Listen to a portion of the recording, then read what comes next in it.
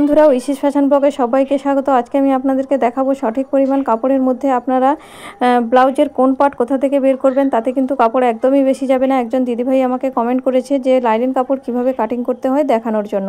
তো চলুন তাহলে দেখে নিই লাইলিন কাপড় আপনারা কিভাবে কাটিং করবেন। প্রথমে আমি লাইলিন কাপড়টিকে দু ভাঁজে ভাঁজ করে নিয়েছি, আর প্রথমে আমি ব্যাক পার্ট কাটিং করব, তারপর ফ্রন্ট পার্ট। তো প্রথমে নিলাম লম্বার মাপ, লম্বা যা ছিল 1 ইঞ্চি বেশি। পুটের মাপ নিয়ে নিলাম 5 ইঞ্চি, আর মোহরাও নিয়ে নেব 5 ইঞ্চি। এরপরে নেব ছাতির মাপ। ছাতি যা ছিল 4 ভাগের 1 ভাগ, আর তারপর এক্সট্রা আরও 1.5 ইঞ্চি। যারা ফর্মা ধরে কাটিং করেন তারা ব্যাকপার্টের ফর্মাটিকে বসিয়ে নেবেন ঠিক এক সাইডে, আর ফর্মাটি চারিদিকে ড্রয়িং করে প্রথমে ব্যাকপার্টটিকে কাটিং করে নেবেন। এবার নেব কোমরের মাপ। কোমরের 4 ভাগের 1 ভাগ, 1 ইঞ্চি টেকিনের জন্য, আরও 1.5 ইঞ্চি এক্সট্রার। দুটি দাগকে সোজা করে টেনে নেব। এবারে মোহরার শেপটিকে দিয়ে নেব। এখানে আমি মোহরা নিয়েছিলাম 5 ইঞ্চি, 5 ইঞ্চির হাফ 2.5 ইঞ্চিতে দাগ দিয়ে দিলাম, আর কোণ থেকে 1 ইঞ্চি 2 সুতে দাগ দিয়ে মোহরার শেপটিকে দিয়ে নিলাম। এবারে ইঞ্চি টেপ দিয়ে মেপে দেখে নিতে হবে যে মোহরার সঠিক মাপটা ঠিকঠাক আছে কিনা। ঠিক আছে। এবার পুটের মাপটি নেব 2 ইঞ্চি, নিচের দিকে লম্বা নেব 9 ইঞ্চি, সাইডের দিকে চওড়া নেব 3 ইঞ্চি। তারপর এই দাগটিকে সোজা করে টেনে রাউন্ড শেপ করে দেব। তো রাউন্ড শেপ করে নিয়েছি। এবারে টেকিনের মাপটিকে দিয়ে নেব। এখান থেকে 4 ইঞ্চিতে দাগ দিয়ে দেব। উপরের দিকে 4.5 ইঞ্চি, আর দু সাইডে হাফ ইঞ্চি দাগ দিয়ে টেকিনের মাপটিকে দিয়ে নিলাম।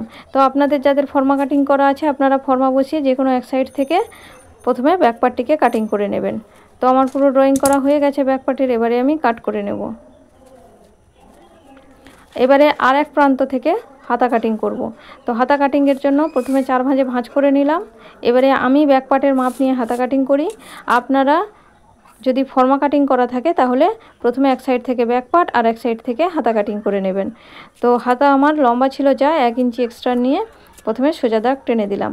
এবারে আমি ব্যাকপার্টের মাপটিকে নিয়ে নিচ্ছি। পুট লাইন থেকে ফিটিংস লাইন পর্যন্ত মাপ আছে 6.5 ইঞ্চি, সাইডের দিকে আছে 1.5 ইঞ্চি।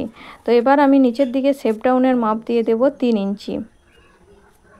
3 ইঞ্চি থেকে একটু দাগ টেনে নেব।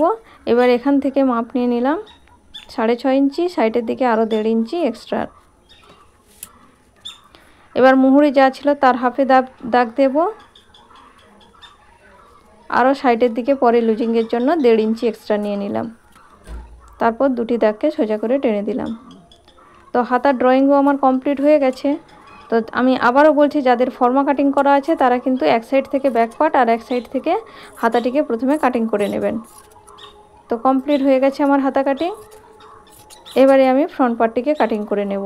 তো ফ্রন্ট পার্টের পার্টগুলো আমার ফর্মা কাটিং করা আছে, তো ফর্মা বসিয়ে আমি কিন্তু কাটিং করে নেব। আর যারা সূত্রের সাহায্যে করেন তারা এই পার্টটিতে ফর্মা বসিয়ে কাটিং সূত্রের সাহায্যে করে নেবেন। তো আমি এবারে ফর্মাগুলোকে প্রথমে বসিয়ে নিচ্ছি। এবার আমি ওই বেল্ট পার্টটি আর একটা সাইড থেকে বের করব, তাহলে কাপড়টা অনেক কম লাগবে। এবারে চক দিয়ে প্রত্যেকটা পার্টে দাগ দিয়ে দিব। তো প্রত্যেকটা পার্টে আমার দাগ দেওয়া হয়ে গেছে। এবারে আমি কাট করে নেব, শুধু বেল্ট পার্টটা বাদ দিয়ে, কারণ ওই সাইড থেকে বেল্ট পার্টটা কাটলে কাপড়টা কম লাগবে। তো আপনাদেরকে প্রথমে বসিয়ে দেখে নিতে হবে যে কোন সাইড থেকে আপনারা কোন পার্টটা বের করলে কাপড়টা বেঁচে যাবে। তো এইভাবে আমি প্রথমে কাট করে নিলাম।